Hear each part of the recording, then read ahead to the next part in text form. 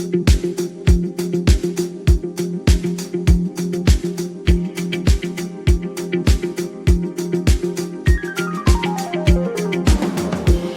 everybody, this is JC from Higher Intelligence.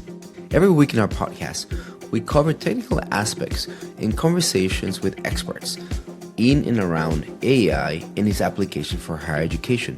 One of the things I wanted to do going forward is having the opportunity to drill down and double click in some of these technical terms, technical nuances, and more importantly, opening up and unveiling why these are so important. So today, our first mini lecture deals with agentic AI and context engineering.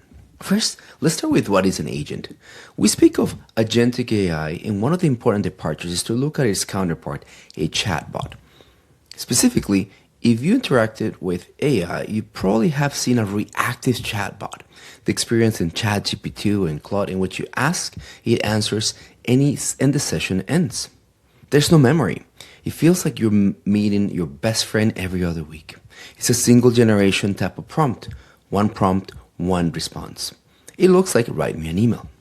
On the other hand, agentic AI uncovers the role of an agent, a proactive and autonomous AI solution that is goal-oriented, not just answers. To achieve that, it needs to have memory. It remembers the past and learns patterns of your persona or your instances and your preferences. This also means that the agent is interactive in problem solving. What does that mean? It has a goal, it plans, enacts, and evaluates. As an example, an agent would answer the question, help me with this student in re-enrollment. To achieve this, an agent must work against 4 pillars. Number 1, it must receive an objective. This is called a goal. It does not just answer, it achieves a specific objective. Number 2, it will recall preferences in your history. This means that it has memory, and this memory is persistent, which means it goes across sessions. 3, it has tools and actions to execute. What does that mean? It knows how to send emails, it knows how to connect to databases and query them, it knows how to book meetings, it knows how to run code. And last but not least, it plans, it acts, it has a brain. It will break tasks into steps, it will adjust, and in these actionable steps, it will execute its agentic workflow. Our second topic that we've been covering throughout the past episodes deals with context engineering. Generative AI introduced the concept of a prompt engineering type of script. What does that look like?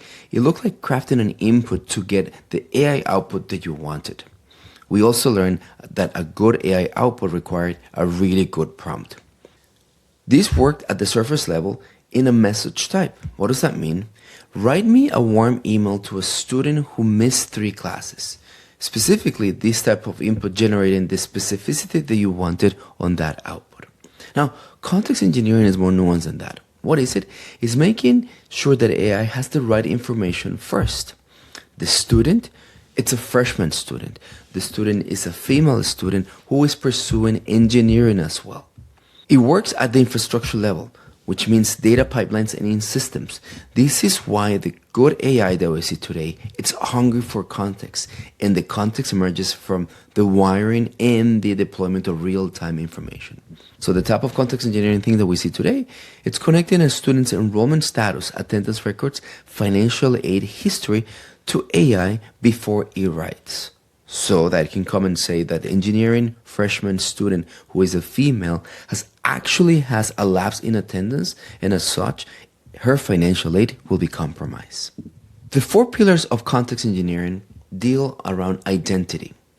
Who is the student? Is the major, the year, the student? This is where the biodemographic data emerges. The second one is the behavioral aspect of the context. What do they have done recently? Have they opened emails? Have they looked at pages? Have their assignments been submitted? This is a really important aspect of context engineering because it allows us to understand the interconnectivity of 3 core systems. Your student information systems for perhaps bioacademic data, biodemographic data, your LMS to understand submission and in-class experiences, or your CRM to understand the behavior and the sentiment of communications. Our third component deals with the historical context. What is the pattern? I usually know that the student is engaged with a pattern of opening emails at a specific rate. I've known that the student has a sentiment in a style of writing emails or of attending classes.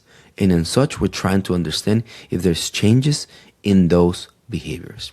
And last but not least, the institutional context.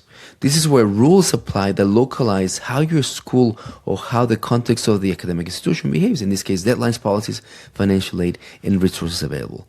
Among these four, you start seeing the benefit of context engineering through identification of the context, the behavioral aspect of the context, historical aspect of the context, and the institutional context.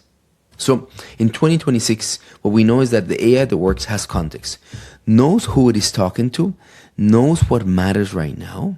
And in doing that, one of the issues in trust that we've been seeing through AI hallucinations disappeared. Without context, AI has a chance to fabricate information. With context, it has a chance to make things right, move away from generic answers, and actually giving you things that are relevant. So, to wrap this up, agents are not chatbots. They pursue goals, they remember, they use tools, and they plan. Number two, an agent's loop is very simple.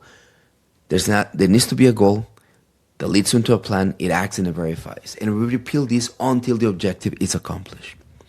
To do really good AI, specific agentic AI, we need context engineering. And this is the upstream work that makes AI usable in the real world. Really good context engineering stems from an identity, behavioral, historical, and institutional type of context. And in 2026, this is what makes the difference between good AI that works and good AI that hallucinates.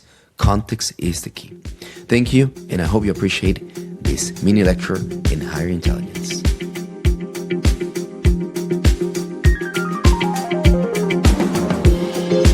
Thanks for listening to Higher Intelligence. This show is part of the Enrollify network, home to the largest collection of podcasts in higher education. Enrollify is where higher ed goes to grow.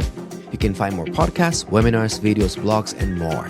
Visit enrollify.org and subscribe to get new content sent directly to your inbox. Enrollify is brought to you by Element 451, the AI agent platform for higher education. Learn more at element451.com.